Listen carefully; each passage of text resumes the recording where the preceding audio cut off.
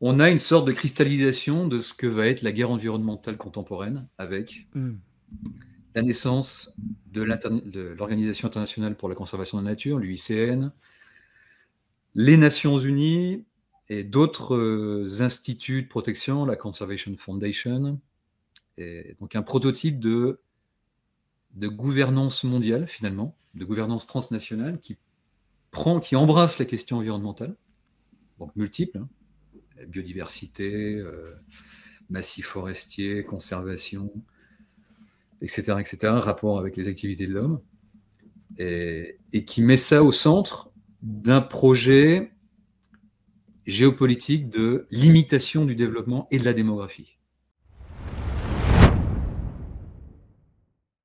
Salut tout le monde, merci d'être sur Nexus. Aujourd'hui, un entretien qui va être passionnant. On parle beaucoup de la question climatique aujourd'hui.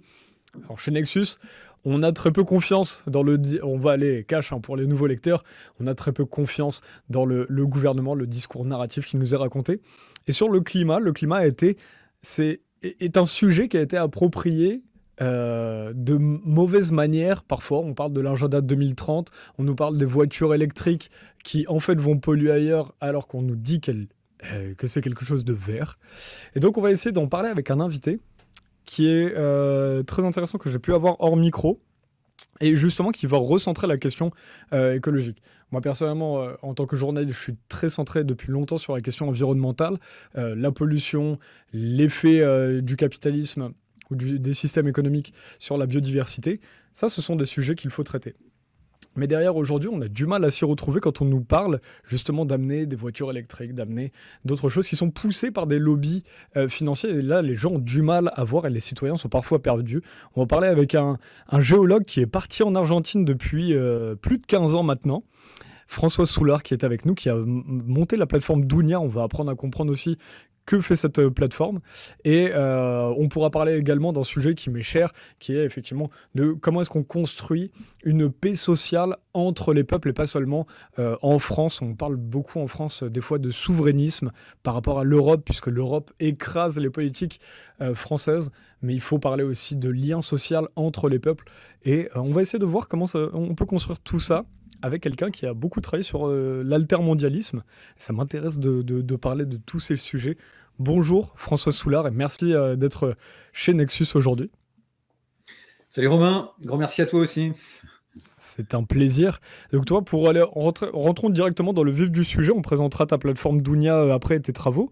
Pour l'instant, toi qui, hors micro, on en parlait, tu étais quelqu'un justement donc, qui a toujours travaillé comme moi sur les questions environnementales et qui aujourd'hui ne comprend pas comment est-ce qu'on peut nous mettre un agenda 2030 qui est parfois poussé par des entités financières. Tu parles aussi beaucoup dans tes travaux du Forum économique mondial de Davos, que beaucoup ne connaissent pas, mais qui est une manière pour les puissants, entre guillemets, riches. C'est pas un problème d'être puissant, mais quand on ne redonne rien à la population, ça peut être un problème. Que penses-tu de ce sujet-là en général, toi ? C'est un sujet délicat à décortiquer, puisque en réalité, quand on prend en tant que tel l'agenda 2030 ou des sujets corrélés, écocide, les 9 limites planétaires, les anciens objectifs de développement durable, etc., SDG formalisés en 2015, dans le cadre des Nations Unies, on a quand même une apparence assez séduisante et assez, on va dire, rationnelle. La question, c'est de découvrir, et là, ça peut raccorder à une expérience assez subjective pour chacun de nous, pour les citoyens, c'est de découvrir ce qu'il peut y avoir derrière ce genre de choses, notamment des conflits. Par exemple, ici en Argentine, je pourrais élargir la question au Brésil ou à l'ensemble de l'Amérique du Sud, on a eu un secteur productif, donc agroalimentaire, qui est taxé à hauteur de 80% par l'État. Alors, c'est pas depuis hier, ça fait depuis une vingtaine d'années que c'est comme ça. Et ce secteur agroalimentaire est extrêmement mis sous pression, à la fois par des politiques nationales pour conditionner ses modes de production, pour limiter ses exportations, etc., etc. Il arrive quand même à survivre, puisqu'il y a quand même près de 300 000 producteurs encore, même si on a 100 000 qui ont disparu par exode rural depuis une quinzaine d'années. Et donc, ils sont mis sous pression. Et également, parmi ces pressions-là, il y a l'agenda 2030 qui propose ces systèmes de contrôle des modes de production à la source, avec l'usage du carbone, avec l'usage de l'eau, avec un regard sur la déforestation, etc. etc. Donc Alors, qu'est-ce que va suggérer l'Agenda 2030 en Argentine? Quelle loi concrètement? Ça se mesure d'abord par la présence de l'Union européenne cherche à construire un accord commercial entre les deux blocs avec le Mercosur et l'Union européenne sur des échanges agroalimentaires. Donc c'est un accord qui est en négociation depuis mal de temps, qui n'arrive pas à aboutir, notamment parce que les producteurs sont en opposition par rapport à ça. Il y a deux puissances agroalimentaires qui n'arrivent pas à s'entendre. C'est pas pour rien, puisque les producteurs, en France notamment, c'est une puissance agricole importante, au Brésil et en Argentine, et perçoivent ce qu'il y a derrière. Il y a des contraintes sur la production qui sont imposées au nom de la protection du carbone, des sols, de la déforestation, etc., qui en fait sont synonymes de limitation de leurs possibilités de production. Donc c'est interprété directement comme ça. Ça se rajoute évidemment donc à la pression fiscale et politique qu'il peut y avoir localement. Et donc il y a très très clairement des secteurs productifs, alors pas tous, hein, c'est difficile de savoir dans quelle proportion, qui s'opposent à l'agenda 2030 ici. Donc c'est installé, c'est construit médiatiquement, enfin en partie médiatiquement, mais surtout par réseau, par ces producteurs, comme un ennemi à abattre, entre guillemets. Même si c'est pas forcément appelé comme ça, mais en tout cas c'est un adversaire qu'il faut combattre. Tu veux dire qu'il y a il y a un vrai mouvement contre l'agenda 2030 en Argentine? Il y a en partie un mouvement qui est contre l'agenda 2030, qui est amplifié actuellement par Javier Milei, par le nouvel gouvernement argentin, et qui est accompagné parfois par certains travaux académiques, mais d'une manière assez mineure, et par des analystes, hein, par des communicants. Et donc, il y a un choc qui devient parfois visible sur certaines questions, ou des faits circonstanciels, par exemple les incendies aussi. Il y a eu toute une série d'incendies il y a quelques semaines au Brésil, en Bolivie, en partie en Argentine, au Pérou. Tu as fait un très bon article d'ailleurs, très détaillé dessus, sur... j'ai oublié le nom du site, je l'ai regardé la semaine dernière.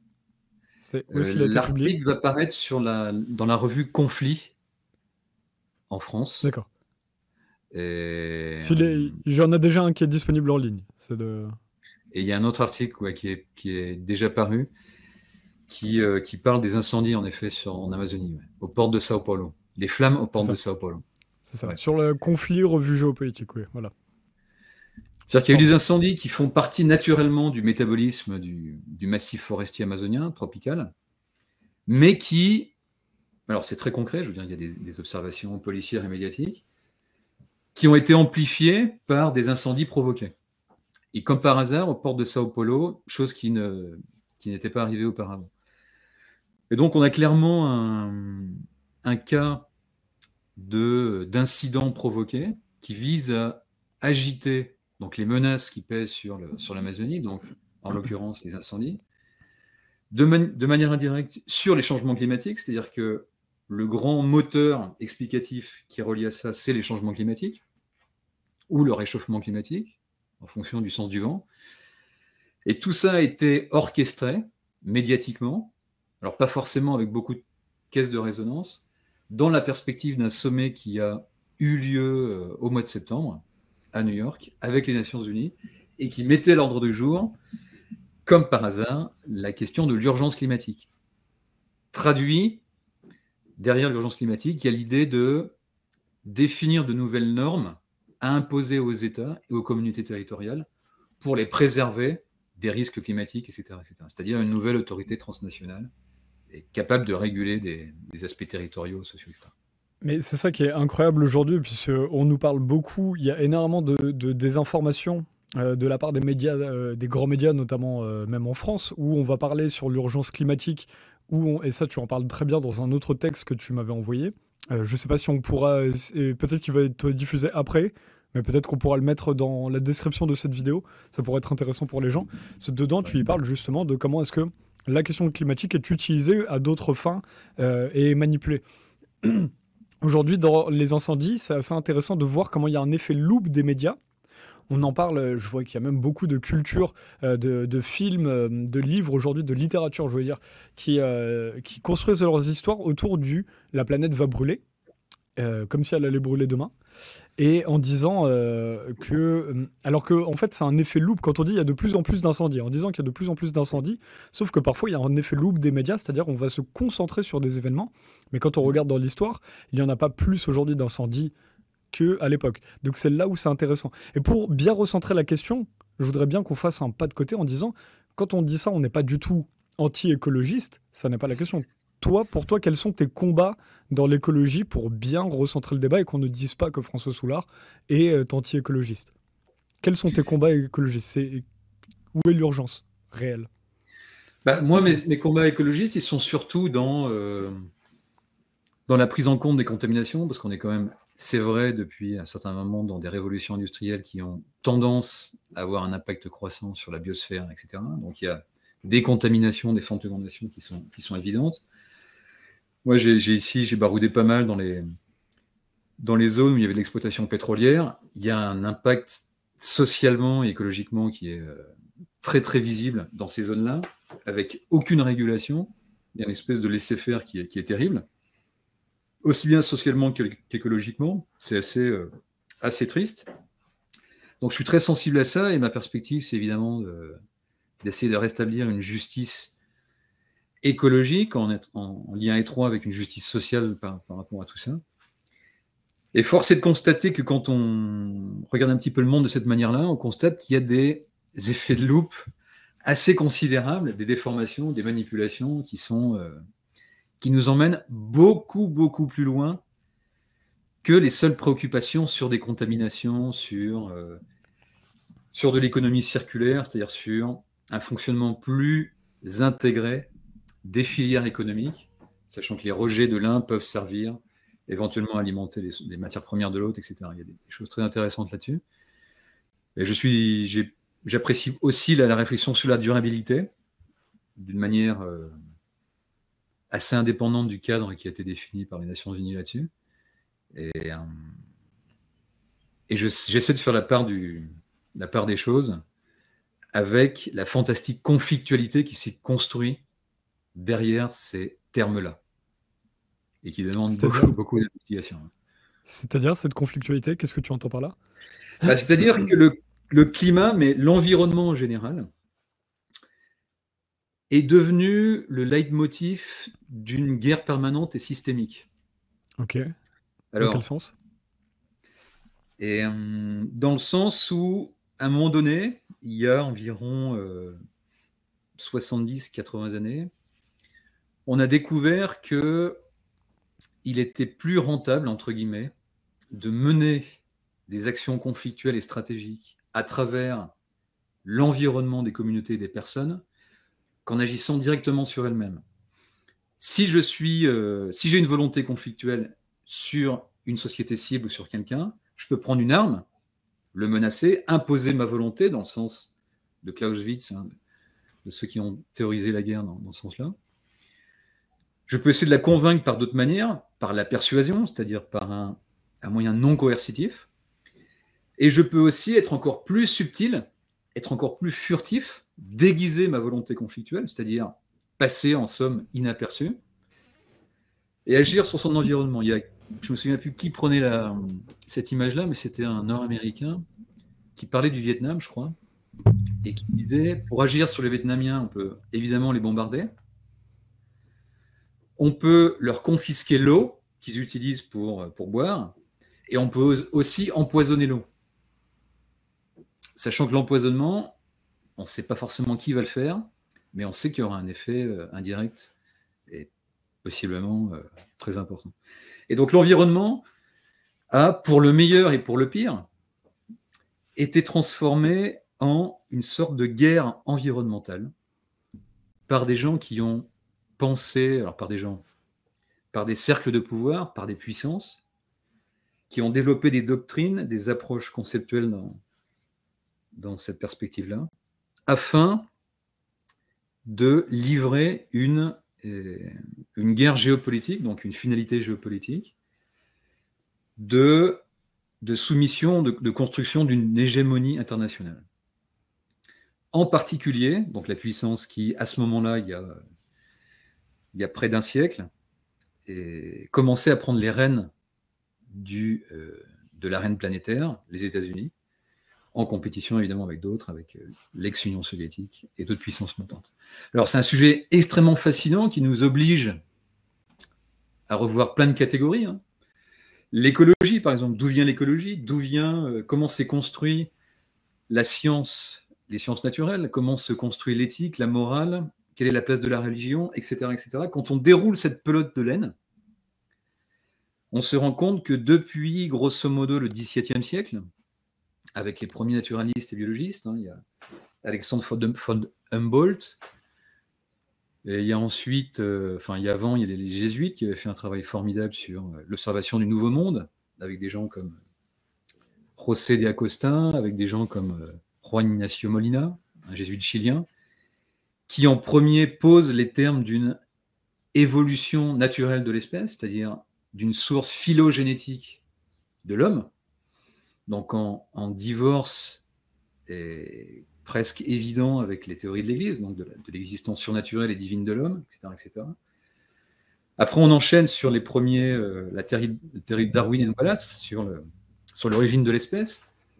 Darwin pose les bases scientifiques qui mettront beaucoup de temps à être acceptées jusqu'au XXe siècle, finalement, sur l'évolution de l'espèce, des espèces, notamment l'homme, et sur une catégorie, une dimension de ça, qui a été mal interprétée ou surinterprétée concernant la sélection naturelle de l'espèce.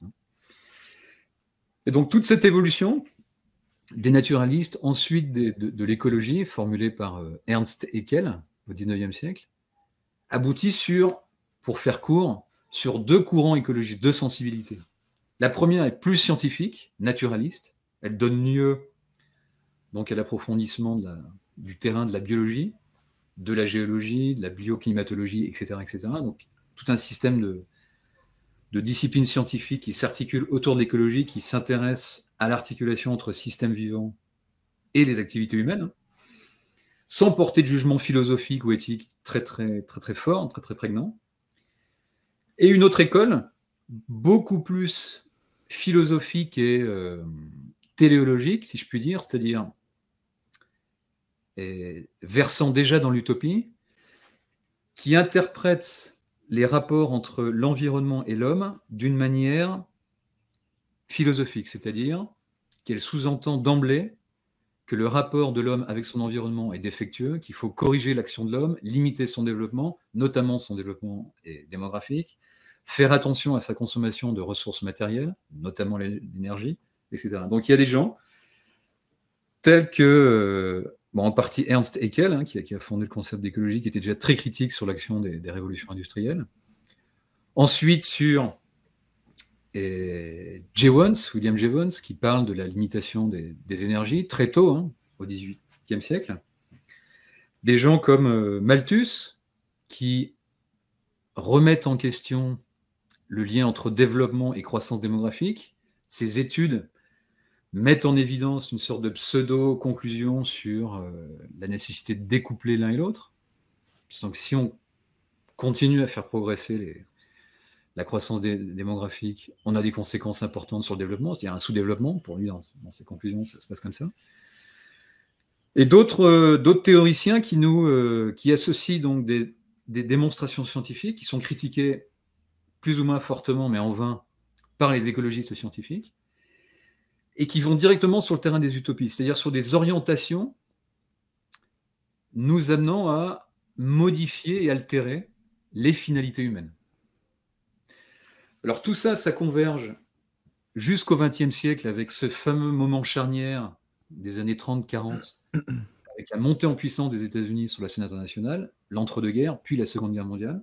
Et là, on a une sorte de cristallisation de ce que va être la guerre environnementale contemporaine, avec la naissance de l'Organisation internationale pour la conservation de la nature, l'UICN, les Nations Unies et d'autres instituts de protection, la Conservation Foundation, Et donc un prototype de gouvernance mondiale, finalement, de gouvernance transnationale qui embrasse la question environnementale, donc multiple, hein, biodiversité, massifs forestiers, conservation, etc., rapport avec les activités de l'homme, et qui met ça au centre d'un projet géopolitique de limitation du développement et de la démographie.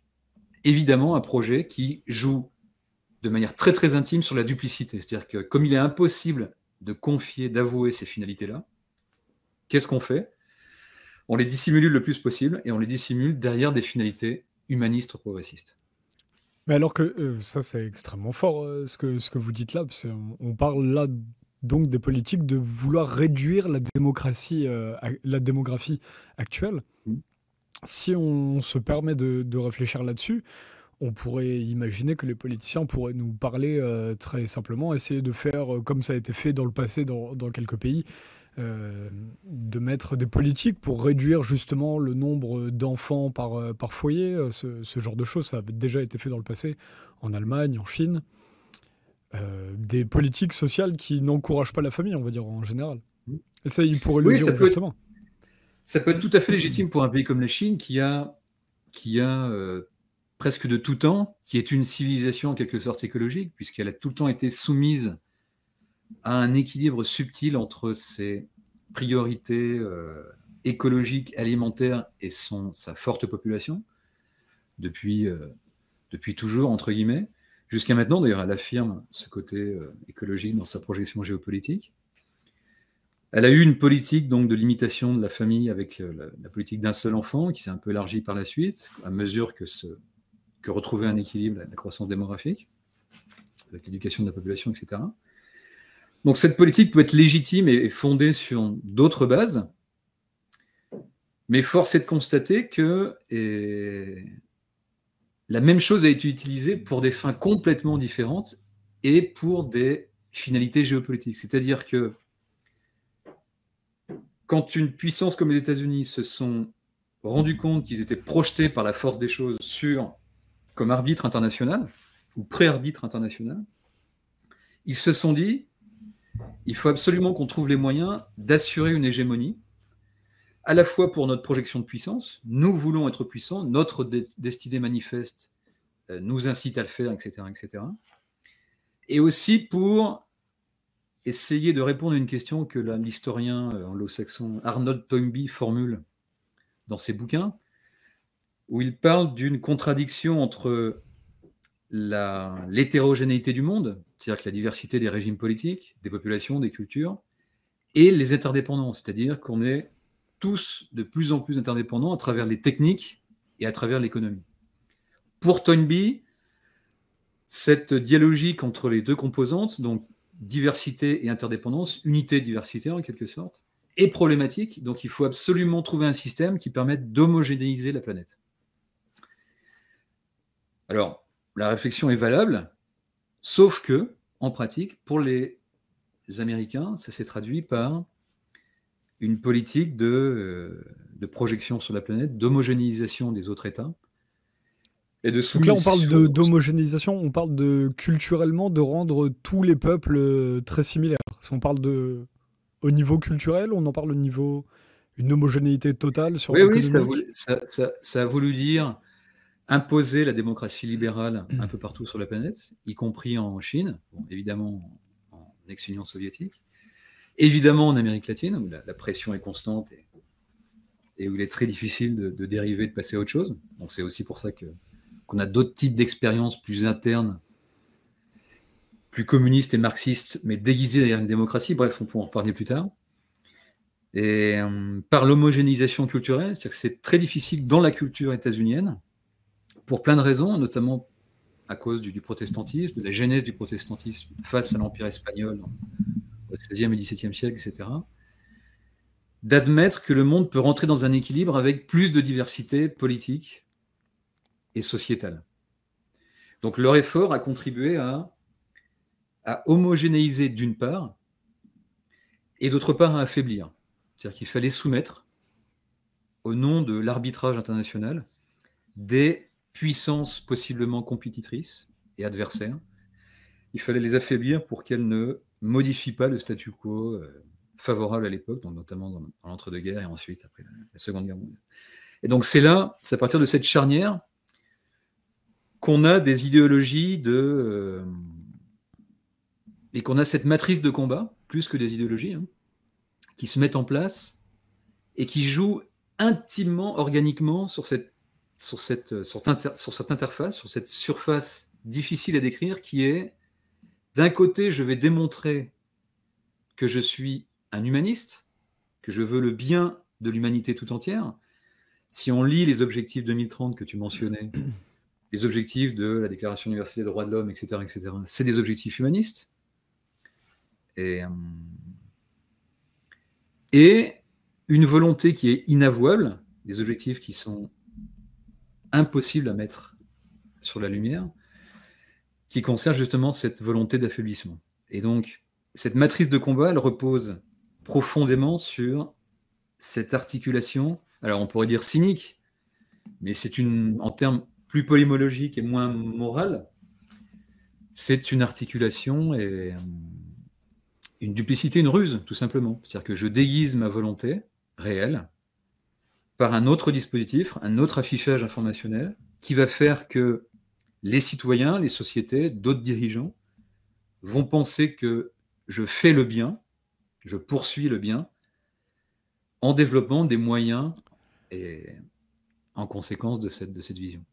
Alors, j'ai deux questions, parce que j'aimerais bien revenir sur les sources, justement, vers les gens qui vous écoutent et qui douteraient de ce que vous pouvez dire sur la volonté d'homogénéité, sur ces projets démographiques. J'aimerais bien qu'on revienne sur les sources des personnes qui vous ont emmené vers cette pensée. Mais là, dans ce que vous dites tout de suite sur ces projets-là, le discours que vous tenez aujourd'hui, les médias mainstream et les politiques, et puis même les gens n'osent plus parler de ces sujets-là, puisque tout de suite, en France, par exemple, je ne sais pas si le discours est plus libre en Argentine, mais en France, tout de suite, quand on parle de ces choses que l'on peut difficilement prouver, par exemple, même on a du mal à prouver parfois des ententes entre le privé et le public, alors qu'on voit bien le résultat, on voit bien qu'il y a des ententes. Mais quand on en parle, on va nous dire complotiste ou des termes qui ne veulent rien dire comme ça. Conspirationniste, vous cherchez des complots là où il n'y en a pas. Enfin, on ne cherche pas des complots, on cherche à savoir s'il y a des ententes justement et des accords que les gens justement, que certaines puissances essaient de cacher. Aujourd'hui, comment est-ce que vous arrivez à tenir ces discours-là et quel regard vous avez sur justement ces inepties qu'on peut dire comme ça à droite et à gauche? Ces inepties, en réalité, elles font partie d'une démarche de protection, c'est-à-dire, comme tu dis très bien, le complotisme, le néofascisme qu'on peut observer en Europe ou ailleurs, l'ostracisme et la guerre culturelle qui est faite sur ceux qui doutent, ceux qui soulèvent ces pierres justement dérangeantes, ça fait partie d'une démarche stratégique de limitation des résistances à cette guerre systémique et géopolitique. Alors, il n'y a pas... c'est pas une guerre totale, et même s'il y a une dimension totalitaire puisqu'elle est mondiale, c'est pas forcément la guerre principale. Il y a évidemment toute une strate conflictuelle du local au global qu'il ne faut pas négliger. Là, on est en train d'en parler d'une particulière. Je le souligne au passage, pour éviter de diaboliser trop les choses. Mais c'est vrai que quand on change d'environnement, quand on vit en Amérique du Sud, par exemple, la parole est beaucoup plus libérée quand on veut critiquer ce qui se passe aux Nations Unies, ce qui se passe en Europe, ce qui se passe dans les vieux systèmes institutionnels, en général. Et c'est ce que fait quelqu'un comme Milei, avec évidemment des contradictions et des limites. C'est-à-dire qu'il va à la tribune du Forum économique mondial, il va à la tribune des Nations Unies, et il dit « Moi, je vous dénonce comme acteur d'une politique communiste, entre guillemets, de concentration des ressources, de croissance à l'extrême de l'État, d'endettement, etc., qui sont contraires au principe de fonctionnement de l'économie et d'épanouissement des peuples. » En gros, Javier Milei, il faut rappeler, Javier Milei, qui est très peu connu en France, c'est le président de l'Argentine depuis la fin d'année dernière, fin 2023. Exactement. Qui est un président libertaire, d'inspiration libertaire, et qui en réalité incarne toute une école de pensée sur le libéralisme, dans lequel il y a évidemment des latino-américains et des gens comme von Hayek et à l'extérieur, et et qui a donné toute une consistance à ce mouvement libéral qui a repris les rênes du pays. Alors évidemment, avec des angles morts, mais en tout cas qui a le mérite de faire remonter en surface ce qui passait profondément en Argentine. Et qu'est-ce qui se passait profondément en Argentine? C'était justement une chape de plomb qui était mise sur la critique d'un système qui avait fait devenir l'État comme une méga structure qui allait s'écrouler sur elle-même, avec des budgets à hauteur de 50, 55, 56% du budget national, avec un budget du ministère de la Femme qui était supérieur au ministère des Armées,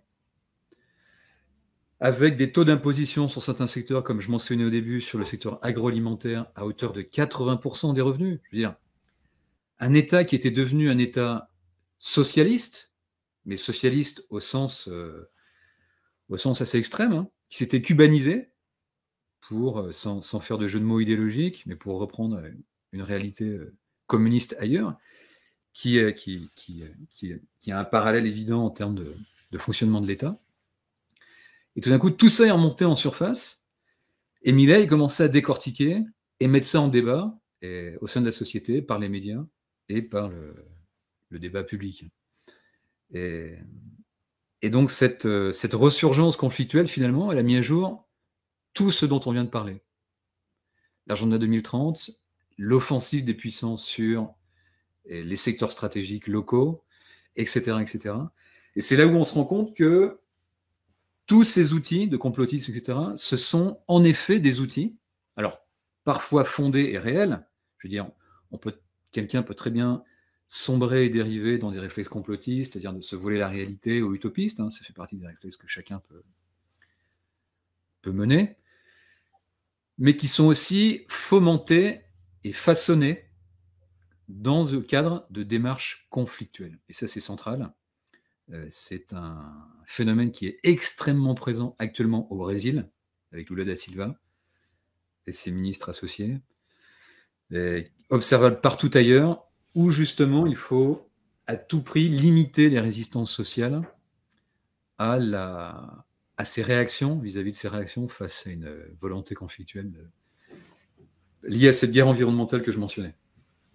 Et donc toi, par exemple, pour justement, ça fait le lien avec ma question sur les sources, puisque tu as dit des choses très frappantes sur ces volontés d'homogénéisation, sur ces projets démocratiques, sur tous ces projets sur l'agenda 2030. Quelqu'un qui vient justement demain et puis qui te dit « Attention, monsieur Soulard, vous êtes complotiste là. » Qu'est-ce que tu lui donnes comme source à voir? Puisque ça ne sert à rien d'essayer de convaincre. Ce qui est intéressant, c'est de pouvoir justement présenter des sources aux gens et puis ensuite, chacun fera son chemin. Qu'est-ce que tu lui mets, qu'est-ce que tu lui donnerais, qu'est-ce que tu conseillerais à tout le monde, même à nos lecteurs là? Bah là, il y a beaucoup de sources, mais je veux dire, il y a des éléments, comment dire, il y a des éléments de pédagogie qui sont importants à avoir dans son couteau suisse. Hein. Si je prends la question du climat, par exemple, il y a des invariants sur le climat qui sont plus qu'évidents et qui sautent à la figure. La question, par exemple, la raison invoquée pour le climat qui consiste à dire que le CO2 est un gaz à effet de serre. Oui, c'est un gaz à effet de serre, mais beaucoup plus faible que la vapeur d'eau, par exemple. À mesure que le CO2 se concentre dans l'atmosphère, son effet de serre, en plus, diminue.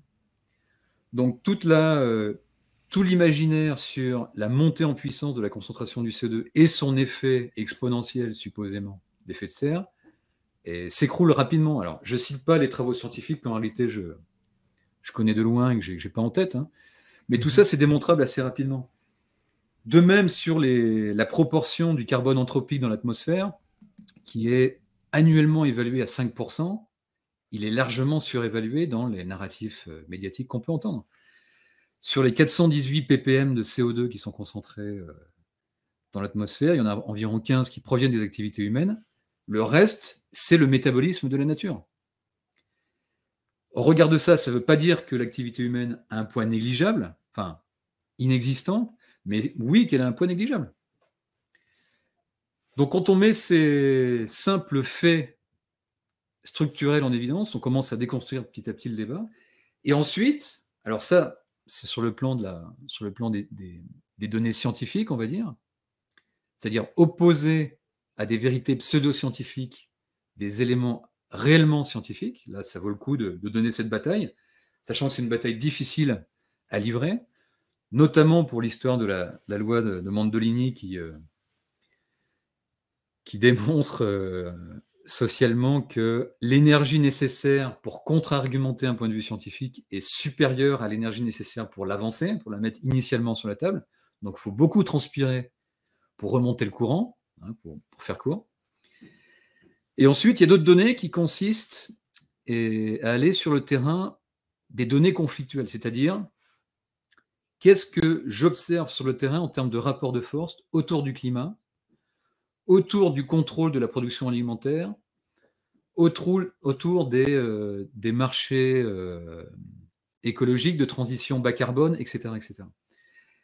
Quand on analyse ces rapports de force, on se rend bien compte qu'il y a des intérêts cristallisés, des stratégies qui commencent à faire système et qui illustrent petit à petit, comme un tableau impressionniste, un panorama d'ensemble. Et ce panorama d'ensemble, quand on commence à le positionner, élément par élément, on se rend compte qu'il y a en effet une démarche globale, entreprise au sein du monde occidental, mais au sein du monde entier, dans le cadre d'une guerre environnementale, comme on disait, une guerre de limitation du développement à des fins de préservation de puissance. Et ça passe par l'économie, par la guerre économique, c'est-à-dire par la conquête des marchés, en gros. Ça passe par l'environnement, c'est-à-dire par l'utilisation des questions environnementales pour remettre en question les finalités sociales et politiques, d'où le travail médiatique incessant pour installer dans le sens collectif l'idée qu'il faut se serrer la ceinture en termes de consommation de matière, de consommation d'énergie, etc., etc. Voire plus si affinité, si je puis dire. C'est-à-dire que si ces stratégies ne sont pas suffisantes, eh ben on met le feu aux poudres. On commence à allumer des incendies, on commence à créer des crises artificielles, incendies, sabotage, etc. Écoterrorisme, c'est un peu ce qu'on commence à voir ici et là. Dans quel but ? Dans le but de, encore une fois, d'agir par l'environnement sur les individus. C'est-à-dire que, comme il est très difficile de convaincre un individu en agissant sur lui avec un mode coercitif, je fais en sorte que son environnement conditionne son état mental et le fasse regarder dans une direction donnée. Si je crée une série d'incendies, par exemple, dans un massif forestier, si je mets ça en scène médiatiquement, automatiquement, les populations vont se mettre en état de préoccupation, de panique. Les gouvernements vont saisir l'opportunité, éventuellement, suivant leur position idéologique et autres, d'installer l'idée d'urgence, d'état d'exception, etc., etc., voire de recours aux Nations Unies pour définir de nouveaux modes de régulation conformes à cet état de crise. C'est la stratégie du choc qui avait été décrite par d'autres dans les années 30-40 par certains penseurs, reprise par Naomi Klein à un moment donné, bref. Et, ça fait partie des stratégies offensives. Nous, ce qui est fou en France, c'est aujourd'hui de voir l'éco-anxiété. C'est-à-dire qu'il y a beaucoup de jeunes, notamment, qui souffrent de ça. C'est-à-dire qu'il y a eu un tel bashing médiatique et politique sur la question écologique qui, dans un sens, peut être très bien, c'est-à-dire dans le sens de prendre soin de l'environnement, de s'intéresser à ça, de pousser les enfants à ça. C'est-à-dire que moi, dans ma génération, je ne sais pas comment c'était avant, mais on n'était même pas éduqués, on n'a quasiment pas éduqué sur l'environnement à l'école, très jeune. Et là, tout d'un coup, tu as toute cette vague de population française qui est submergée par ces informations où on dit la planète va brûler, il y a de plus en plus d'incendies, il y a de plus en plus de... Alors la fonte des glaces, il y en a eu, donc c'est compliqué de savoir où est-ce qu'il y a, mais il y a une stabilisation aussi dont on ne parle jamais dans les médias mainstream, donc c'est intéressant le choix du discours. Mais justement, c'est intéressant de voir tu parlais de l'européocentrisme, c'est-à-dire comment les Européens se voient au centre du monde. Il y a aussi comment les Français se voient au centre du monde. Parce que la France, on a un tout petit pays, une toute petite population, 68 millions à l'échelle de 8 milliards d'êtres humains quasiment aujourd'hui. Comment est-ce que tu vois, quand je voyage, que je vais en Inde, en Turquie, On m'a parlé aussi, on m'a montré au Chili des images. On voit que la pollution n'est pas pareille que même en France. On voit des nuages noirs de pollution. Comment est-ce que, donc toi là-dessus, comment est-ce que tu vois le futur? Je pense que toi, comme moi, on est un petit peu altermondialiste dans notre manière de voir. On réfléchit à d'autres systèmes économiques qui vont plus loin que juste l'environnement. Comment est-ce que tu vois le monde de demain? Comment est-ce que tu penses qu'on doit s'organiser si on élargit un petit peu la question? Où est-ce qu'on doit remettre des vraies thématiques environnementales et liées peut-être au social, liées peut-être à un nouveau mode économique, puisque il faut pas juste rejeter la question climatique parce qu'on veut garder le système tel qu'il est. On sait que ça fait de la pollution, on sait qu'il y a trop de plastique qui est émis quand même. Enfin, c'est une question qu'on peut se poser, mais qui est plus intéressante que d'autres questions environnementales qui créent cette éco-anxiété. Bah, pour moi, il y a deux choses. La première, c'est sortir du marasme et retrouver une confiance en soi. La deuxième, c'est reconstruire une confiance dans la perspective industrielle. Pourquoi je dis ça pour la première thématique? C'est que en Europe, ça me paraît évident, d'autant plus quand on vit à l'étranger, qu'il y a une perte abyssale de confiance en soi, de foi en soi-même, comme civilisation. C'est impressionnant. La manière dont la victimisation sociétale est devenue une espèce de posture conseillée et recommandable pour les politiques ou les citoyens. On est Dans quel supposément... sens? Comment c'est-à-dire ça qu'il est se... devenu... Le héros d'aujourd'hui, c'est la victime. Si on est victime d'un système, si on est victime d'un tyran, et on va être bien vu, finalement, les caméras vont être braquées sur nous. Et c'est devenu le léma de l'époque, plus ou moins avoué, en tout cas. Les choses nous tombent dessus, le monde change, les catastrophes climatiques sont là. Nous, on est au-dessous. Qu'est-ce qu'on va faire? Et c'est un discours qui patine sur lui-même et qui finalement est devenu un esprit du temps.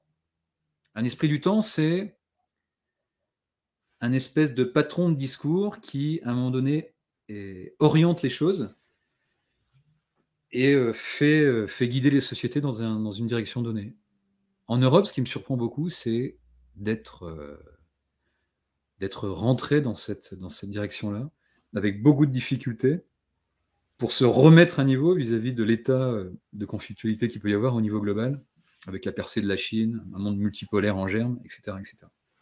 Ça me paraît un premier point fondamental, duquel découle le second, c'est-à-dire, si on admet, au lieu d'être décolonialiste, au lieu d'exprimer un remords sur son passif colonial, qui a existé, évidemment, de la part de l'Union européenne, enfin, des Européens. Rappelons au passage que les impérialistes, ce n'est pas seulement des impérialismes coloniaux. L'Empire espagnol, et c'est pour ça que l'Amérique latine est scalée, a été un impérialisme générateur et construit sur du syncrétisme, construit sur du métissage, qui a donné un développement civilisationnel fantastique. Le Pérou et le Mexique étaient plus riches que l'Espagne, la France et l'Italie à un moment donné, grâce à cet essor civilisationnel. Donc si on sort de cet impérialisme et de cette victimisation, de ce remords, comme je disais, on va se réconcilier avec une perspective qui a été en grande partie inventée par l'Europe, qui a été cette fantastique projection industrielle de rénovation du rapport à l'existant, de rénovation d'une architecture d'économie, de biens et de services en rapport avec notre temps, et notamment avec cette troisième révolution industrielle qui est en marche depuis grosso modo 75 avec la micro-informatique, produit paradoxalement aussi de cette époque où la cybernétique, les sciences cognitives et l'analyse du comportement humain étaient en pleine ébullition aux États-Unis. La révolution industrielle de l'informatique sort de ça, nous donne de nouveaux moyens, et en rupture avec les deux premières révolutions industrielles qui sont à tendance anthropique, c'est-à-dire qui ont un impact destructif sur l'environnement, cette fois-ci, cette révolution est différente, elle est néganthropique. Pour les analyses des systèmes, ça veut dire qu'elle crée de l'organisation et non pas de la destruction, à partir de l'information. L'esprit humain devient une ressource, finalement une ressource naturelle. Alors évidemment, c'est pas aussi rose que ça, il y a beaucoup de dérives et de manipulations dans le nouveau terrain défini par l'ère informationnelle. Mais en tout cas, pour reprendre ta question, une perspective qui paraît fondamentale, c'est de saisir que une nouvelle économie est en marche. Certains groupes l'appellent une économie, c'est-à-dire qu'une économie qui est à la fois mécanisée, chimisée et informationnalisée, qui compile ces différents éléments à la fois, avec toutes les doctrines économiques qui ont marqué l'histoire, mais qui nous emmène vers d'autres régimes économiques et à repenser l'économie. Or, cette nouvelle économie, c'est pour moi une économie non pas durable, pour marquer le pas avec la durabilité et l'agenda 2030, c'est une économie raisonnée et inclusive, on pourrait dire, qui donne une large part donc à cette économie de la connaissance, qui s'appuie sur le legs. Inclusive dans quel sens? Inclusive dans le sens où les inégalités sont un fait difficilement contournable à l'échelle globale, elles existent. La prédation économique aujourd'hui et l'angle mort des régulations fait que ces inégalités peuvent prospérer, du côté des États comme du côté des cercles de pouvoir économique, et qu'il est souhaitable de les réduire dans une perspective de justice sociale. Alors là, il y a des travaux théoriques intéressants à creuser, et justement, ça nous permet de faire un lien avec une économie dans laquelle, si je reprends cette perspective d'économie, donc dans laquelle l'information a une place plus importante, dans laquelle la conception, c'est-à-dire le fonctionnement de l'esprit, va être beaucoup plus importante, dans laquelle les régimes monopolistiques vont avoir une place centrale. On en voit la dérive actuellement avec ce qui se passe, par exemple, avec les GAFAM, Google, Apple, Amazon, etc., aussi bien en Chine qu'aux États-Unis, qui font partie d'une politique de puissance. Mais ce n'est pas simplement limité à l'informatique. Et toute cette nouvelle géométrie nous incite très, très fortement à poser les bases d'une nouvelle économie. Or, c'est un sujet fantastique pour mener un débat sociétal, en France et ailleurs. De quelle économie avons-nous besoin au regard de cette nouvelle configuration de l'existant qui nous est proposée, de la même manière que l'avaient fait la première et la seconde révolution industrielle au XVIIIe et à la fin du XIXe siècle, avec cette troisième révolution industrielle, démarrée il y a 70 ans, grosso modo, et qui reformule l'équation. Ça ne veut pas dire repartir à zéro, mais ça veut dire se réapproprier un débat dans des termes non définis par les autres, notamment par ces grands systèmes d'influence, et au regard des objectifs que tu mentionnais, de justice sociale, d'équilibre avec la planète et d'inclusion. Et donc il y a deux thématiques pour moi là qui sont très très imbriquées: la foi en soi-même, la sortie du marasme et cette reformulation du système économique. On arrive déjà vers la fin de l'entretien, parce que mine de rien, le temps passe. On n'a pas parlé de ta plateforme Dounia. En quoi, justement, est-ce que tes travaux contribuent à aller dans ce sens-là Qu'est-ce que permet ta plateforme Dounia? Qu'on puisse se dire un petit mot dessus. Dounia.earth, je crois. Tout à fait, Dounia.earth. C'est une plateforme que j'ai créée tout d'abord avec des outils de communication libres, donc informatiques, pensés dans une optique de logiciel libre. À partir de l'année 2012, donc l'année 2012, pour information, c'est l'année du sommet de la Terre, enfin, d'un nouveau sommet de la Terre, Rio +20, après celui du premier en 92 à Rio, et moment au cours duquel j'ai pris conscience des rapports de force, justement, qui se tramaient autour de l'environnement et de l'écologie. Ça m'a mis un petit peu de temps pour digérer tout ça, mais en tout cas, je vais lancer cette plateforme pour accompagner des démarches de mouvements, de groupes, d'entreprises, d'institutions, autour des sujets liés à la transition et à la compréhension de l'économie durable, etc., etc. Et cette plateforme a pris un virage il y a quelques années et se dédie maintenant à l'intelligence stratégique. Alors, ce virage, pourquoi? Parce que Et il m'est apparu de manière beaucoup plus forte que l'essentiel aujourd'hui était de travailler sur ces rapports de force dont on a parlé pour différentes raisons, mais en tout cas pour servir la même cause, hein, je veux dire, d'une économie durable et d'un monde plus équitable, et aussi pour doter les acteurs de ce monde d'outils de combat à la hauteur de ce qu'il y a en face, entre guillemets. Ma conclusion, c'est que si on ne comprend pas comment fonctionnent les rapports de force, si on ne sort pas de cette torpeur, de cet endormissement, et face à un réveil stratégique très très vif du monde actuel, nous sommes condamnés à être des acteurs faibles, passifs, et à voir les trains passer. Alors, comment est-ce qu'on change ça alors? Comment est-ce que justement on apporte ça dans l'action citoyenne? Comment est-ce qu'on peut changer aujourd'hui et aller vers quelque chose? Parce que finalement, il y a beaucoup de personnes que je vois depuis une vingtaine d'années qui partagent le combat que tu as, mais qui visiblement a du mal à s'opposer à cette machine médiatique. Et le citoyen en général a toujours... On a vu les Gilets jaunes aussi, il y a 5-6 ans, qui ont fait... un mouvement très visuel, en tout cas, qui avait fait beaucoup parler à l'époque, mais qui s'était estompé. Et aujourd'hui, les gens ne savent même plus comment manifester. Puisque la manifestation, ils voient que ça n'est pas productif finalement. Ils ne savent plus comment s'exprimer et faire exprimer leur voix de citoyen. Alors comment est-ce qu'on change ce rapport de force stratégique, comme tu dis? Bon, là, c'est une grande question, mais en tout cas, pour moi, d'après mon modeste point de vue, je dirais que la radiographie de ces stratégies offensives fait partie d'une priorité principale. C'est-à-dire qu'il y a plein d'épiphénomènes conflictuels, depuis les Gilets jaunes jusqu'à des mouvements de résistance contre les bassines en France, etc. etc. J'en passe des meilleurs. Ouais.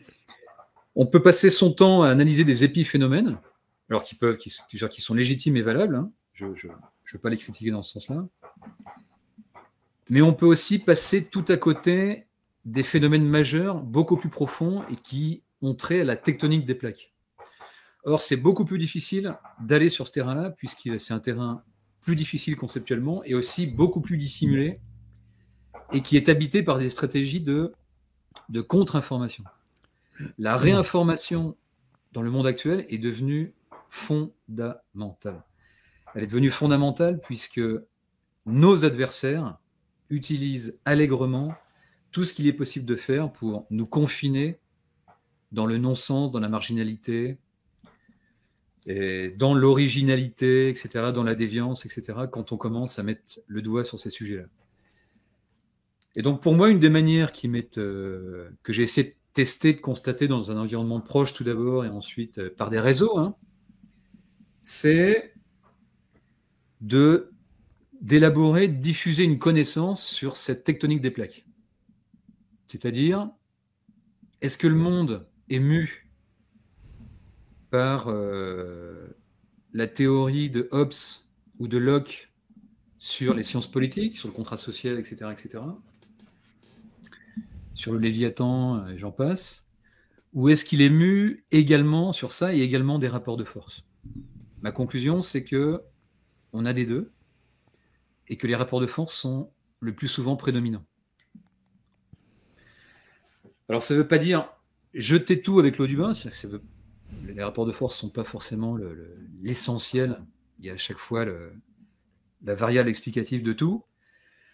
Mais ça veut dire que quand on comprend que l'environnement est téléguidé, voile et contient des stratégies d'influence, quand on comprend que la durabilité fait la même chose, quand on comprend qu'au sein des démocraties libérales, le poids des structures d'ingénierie sociale et de l'influence devient majeur et plus important que des mots comme le vote, la démocratie participative, la représentation, etc.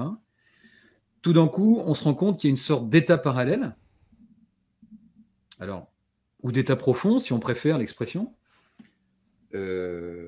D'aucuns pourront dire que je parle de complotisme. Non, je parle de structures parallèles. Les structures parallèles, ça veut dire, c'est des choses qui ont été analysées par exemple dans les luttes anticoloniales, au Vietnam ou ailleurs, où la manière de renverser les rapports de force, c'était de construire des structures parallèles à celles qui étaient installées par les colonisateurs. Les Vietnamiens ont fait ont fait très très bien ce travail-là.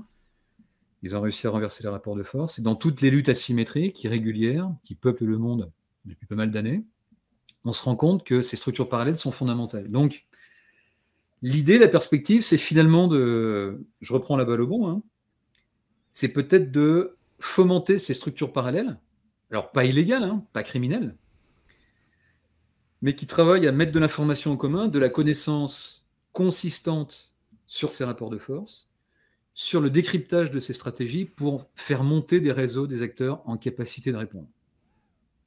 Et évidemment, de changer d'échelle, le cas échéant, avec des organisations politiques, des réseaux internationaux, etc. La gageure, elle se situe à ce niveau-là. C'est peut-être l'engagement le plus intuitif qu'on peut avoir, mais qui demande un boulot conséquent, évidemment, sur la production de connaissances. Hein. Je parlais tout à l'heure par rapport à Dounia d'intelligence stratégique. J'ai été, moi, obligé de me convertir de communicant et d'informaticien, puisque je vends, entre guillemets, des services informatiques, ça fait partie de mon activité quotidienne, pour des organisations et autres, à être chercheur. Je produis de la recherche maintenant pour construire de la connaissance utile pour ces acteurs-là, pour qu'ils aient une nouvelle culture stratégique, une nouvelle compréhension du monde. Pas dans un sens descendant, je sais, je vais t'apprendre, dans un sens de co-élaboration, de partage d'expérience, etc., d'études de cas, etc. Avec Thibaut Kirliersin, on essaie de monter des choses là-dessus. Il y a différentes entités qui le font. Je suis très heureux que Nexus s'intéresse à tout ça. Et il y a un peu partout des expériences qui germent dans ce sens-là. Évidemment, elles ne sont pas mainstream, elles ne sont pas transformées en institutions, mais on peut parler d'une constellation. Je veux dire, il y a depuis Freedom Train International en Angleterre, en passant par les rencontres de Freedom et Connective Freedom, Cognitive Liberty aux États-Unis. Il y a dans différentes régions du monde des espèces d'initiatives phares qui agrègent des gens qui construisent ces connaissances, font un travail de réseautage et ils font percoler ces perceptions. Bon. Il faudrait monter évidemment en capacité, en échelle, et toute la question est là. Et justement, là-dedans, il y a une question moi, qui me vient sur l'organisation des citoyens. Parce que finalement, les citoyens, nous-mêmes, on peut regarder notre propre responsabilité puisqu'on attend que les politiques fassent les choses. Il y a aussi beaucoup de citoyens qui ont demandé aux politiques de changer, on va dire, de mettre en place des politiques écologiques à l'époque ou des politiques sociales, mais les gens ne s'organisent pas eux-mêmes. J'aimerais bien qu'on parle de comment les citoyens peuvent s'organiser, puisque tu es là-dedans depuis... tu étais dans les mondes militants depuis la fin des années 90, on va dire. En Argentine, on sait, et tu m'en avais parlé, les gens se parlent, ont une facilité de se parler, de se rencontrer. Moi, j'avais l'impression qu'en France, c'était le fait qu'on ne bougeait pas assez, c'était que les gens débattent beaucoup, mais dans leur propre cercle, avec leurs propres amis, avec leur propre club de foot ou je sais pas quoi, mais on ne discute pas avec des inconnus. En Argentine, il y a un lien social qui est beaucoup plus fort, mais est-ce que ça fait vraiment la différence ? Quel est ton ressenti à toi ? Et bon, c'est vrai que dans les sociétés du Sud en général, et en Argentine, il y a une matrice sociale qui est plus consolidée, c'est-à-dire que l'avancée du développement industriel, des normes, des politiques d'État n'a pas encore conquis la subjectivité des personnes. Hein. On se parle, tout le monde se parle, il y a une circulation autonome de l'information, des rumeurs et autres. Il y a aussi une distance vis-à-vis des institutions, c'est-à-dire que l'État n'est pas tout puissant, au contraire, l'État ici est souvent synonyme de délinquant quand il pratique la corruption, d'appareils, pour de vrai, hein, Il y a une d'appareils méfiance, il y a une forte méfiance qui est déjà là chez les tout à fait. citoyens. D'accord. Bah, comme en Ok. France, hein, il y a une méfiance, il y a à la fois une fascination et une méfiance vis-à-vis de l'État. Ici, c'est un peu pareil. En Argentine, il y a un Mais en secteur France, il y a une grande partie de la population, hein, je me permets de te couper, il y a une grande partie de la population en France qui, justement, c'est très compliqué quand on parle, quand on dit un dixième de ce que tu as dit là, on va dire complotiste, etc., hein, pour revenir sur ce terme. Il y a une grande... Tu vois, il y a une méfiance envers les médias et en même temps une croyance dans les médias. Il y a une méfiance dans les politiques en France, hein, et en même temps une forme de croyance. Oh non, quand même, ils peuvent pas faire ça. Oh non, ils oseraient pas. Tu vois ce que je veux dire? Ouais. Si, il y a une polarisation qui est de plus en plus évidente, certainement. En tout cas, ce que je constate ici, c'est qu'à un moment donné, il y a eu, avec donc l'expérience précédente, avant Javier Milei, hein, l'actuel président argentin, qui a été élu sur la base d'un programme anti-caste, anti-État et anti-dégringolade du pays. Donc il a quand même fallu arriver là avec des niveaux de pauvreté suivant les seuils d'évaluation locaux qui parlent de 50-52% de pauvreté. Bon. À un moment donné, la société est arrivée à ce stade-là et s'est dit, bon, ça y est, les expériences politiques antérieures avec les partis traditionnels et une opposition plus ou moins contrôlée, comme on a l'habitude de dire de plus en plus, c'est fini, on tourne la page et on y va avec Javier Milei. Culturellement, les Argentins, c'est des gens assez pragmatiques, pas très idéologisés, même s'il y a des familles idéologiques qui existent évidemment politiquement, le péronisme, les radicaux, etc., les libéraux. Et donc ça a marché, c'est-à-dire que malgré les manœuvres d'ingénierie sociale, malgré l'achat des votes, le clientélisme qui ici est systémique, hein, comme au Brésil, les citoyens se sont dit on lâche la bride. Et en effet, il a été voté au second tour à 56%, et ils lui ont donné la possibilité d'avoir son mandat et son programme de réforme qui est en cours et qui va certainement être entériné l'année prochaine dans le cadre des élections de moyen terme législatives. On va dire, ils se font pas trop d'attente. Ils se disent, bon, bah, on n'a pas confiance, ils sont tous corrompus, donc on va élire le moins bon corrompu qu'on puisse. Ouais, alors, bon, Milei, il y avait pas. Ce qui est intéressant, c'est que Milei, justement, n'était pas fiché politiquement, il était nouveau, donc il n'avait pas de passif de corruption, etc. C'est a priori pas un mec corrompu, hein, d'après ce qu'on a. Même si les médias ont essayé de le dégommer. Je caricature. Ouais, mais je veux dire, tu fais bien de le faire parce que les gens pensent un peu comme ça. Hein. Le paysage politique est systématiquement est façonné de cette manière-là. Il était neuf, c'était un outsider, donc il avait une virginité historique, entre guillemets. C'est ce qui a aidé à le faire élire, et c'est ce qui continue à jouer en sa faveur. Donc le processus électoral, malgré les énormes asymétries de moyens développés pour la campagne, etc., hein, en comparaison avec l'appareil antérieur, a fait gagner Milei, et toute une constellation de citoyens, en particulier les citoyens de base, les gilets jaunes argentins, entre guillemets, les secteurs productifs, les petits entrepreneurs, une partie des classes moyennes et une petite partie des classes supérieures.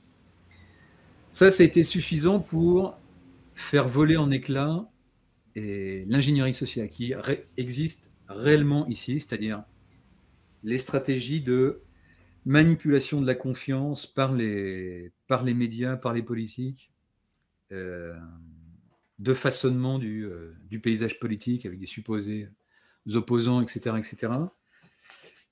Et ça a fonctionné. Ça ne veut pas dire qu'il y a des groupes constitués de citoyens qui s'auto-organisent pour aller lutter contre une architecture d'influence de la caste, de la fameuse caste, c'est-à-dire de cette élite politique qui était responsable de cette pente descendante en Argentine. Tu veux dire c'est pas pour autant qu'il y a un mouvement qui essaie d'aller chercher cet état profond, c'est ça? Il y a des groupes constitués, mais c'est quand même des groupes pour l'instant qui font pas mouvement systémique, hein, qui n'ont rien à voir avec les mouvements pour la justice sociale ou pour les mouvements environnementalistes. Ouais. Et qui ont du mal à prendre dans ce sens-là. C'est pas un hasard en réalité, puisque les mouvements dominants sont en réalité fomentés par un système qui fonctionne grâce à eux, c'est-à-dire qui leur donne une base, une légitimité en termes de base sociale. Donc c'est des mouvements fomentés, on va dire. Et du côté de cette opposition politique et du renouveau politique, on n'a pas encore ça. C'est beaucoup plus disséminé, avec quelques nœuds stratégiques, des gens qui font office de courroie de transmission, mais beaucoup moins d'organisation organique.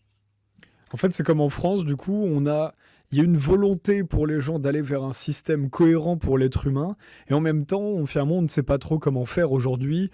On essaie de faire des manifestations, on essaie de se faire entendre, mais on ne sait pas aujourd'hui, en tant qu'être humain, comment arriver à remplacer ces gens qui sont parfois malveillants, ouvertement, et qui ont pour aller vers un système où le citoyen se dit lui-même, bon, maintenant, on fait les choses par nous-mêmes parce que malveillance ou pas, en tout cas, ils font des choses qui ne vont pas dans notre sens et on essaie de s'organiser autrement.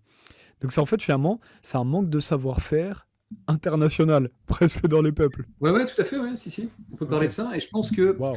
c'est pas un hasard si tu reviens au mot international, c'est parce que aujourd'hui, le domaine transnational, il est quand même occupé en majeure partie par justement ces méga structures d'influence, climat, Mhm. Nations Unies et autres. Il n'y a pas forcément que des finalités offensives là-dedans, mais il y en a beaucoup, beaucoup, on va dire. Il est occupé aussi par les rapports géopolitiques entre puissances, Chine, États-Unis, Inde, Russie et autres. Et l'imaginaire est, entre guillemets, colonisé par tout ça. Or, on a peu d'initiatives qui parlent d'une nouvelle gouvernance mondiale de la part des citoyens. On n'a pas de proposition là-dessus. On n'a pas plus profondément, on n'a pas de corps conceptuel qui parle de poser les bases d'une nouvelle gouvernance mondiale, alternative, dans le sens d'altermondialisme, hein, à cette structure-là. Or, c'est Ah, ce ça serait qu'il nous faudrait. intéressant. Ce serait intéressant parce que j'avais vu que tu en avais parlé, puis tu as des conférences là-dessus. Je parle pas espagnol, donc je les ai pas compris. Mais ce serait intéressant de faire. On fera une émission avec toi et d'autres intervenants pour penser une nouvelle gouvernance mondiale. Avec grand plaisir. Et je te laisse poursuivre. Ouais, ouais. Parce qu'il y a évidemment des bases théoriques qui existent là-dessus, depuis, depuis Hobbes, Platon, jusqu'à Woodrow Wilson, avec la formation des Nations Unies, etc., etc. Mais une des caractéristiques de ces courants, c'est de passer sous silence les rapports de force. C'est pas par hasard si en France, on vit dans une espèce d'état de somnolence stratégique où on a l'impression qu'il n'existe pas les rapports de force entre l'Allemagne, entre la France et l'Union européenne, entre la France et le monde, etc. Or, ça n'est plus possible de coexister dans un monde comme ça. Il faut prendre conscience de ces rapports de force tout en les positionnant dans un système idéologique qui soit capable de pacifier, de mettre en équilibre, comme à l'époque de Westphalie, hein, de la paix de Westphalie, au XVIIe siècle, où la guerre de 30 ans débouche sur un état de suicide collectif qu'il faut absolument équilibrer, comme dans l'après-guerre mondiale, non, après la Seconde Guerre mondiale. C'est dans ces périodes où des penseurs se sont dit, mettons au point des systèmes d'équilibre pour que les puissances s'auto-régulent entre elles, avec l'idée de ne pas laisser une seule de ces puissances prendre le dessus, dominer les autres, et de la laisser entreprendre des guerres, et si sa puissance s'accroît de manière excessive. Bon, tout ça, ça mérite d'être pris, et l'histoire nous y invite. Aujourd'hui, devant ce duopole de tête avec les États-Unis et la Chine, avec l'écart de puissance qui sont en train de creuser, avec, comme on disait, cette prédation qui est exercée au sein du milieu occidental et à l'échelle globale des États-Unis, du monde anglo-saxon, vers les autres sociétés dans cette optique d'appauvrissement, de contrôle, on est obligé, on est invité implicitement à refonder ces bases-là, à les repenser en allant bien au-delà de ce qui a été pensé par les Nations Unies, dans la bien-pensance, on va dire, de ces courants-là. Et évidemment, il faudra penser les rapports de force là-dedans. C'est-à-dire que, comme à l'époque des Templiers, comme à l'époque des Jésuites, quand un système se trouve débordé par les rapports de force, il faut que les citoyens s'arment mentalement, éventuellement physiquement, mais on va dire mentalement, pour faire face à tout ça. Donc, le premier geste, c'est ce qu'on voit aujourd'hui, hein, c'est une prolifération d'initiatives, pas vraiment articulées entre elles, encore moins traduites.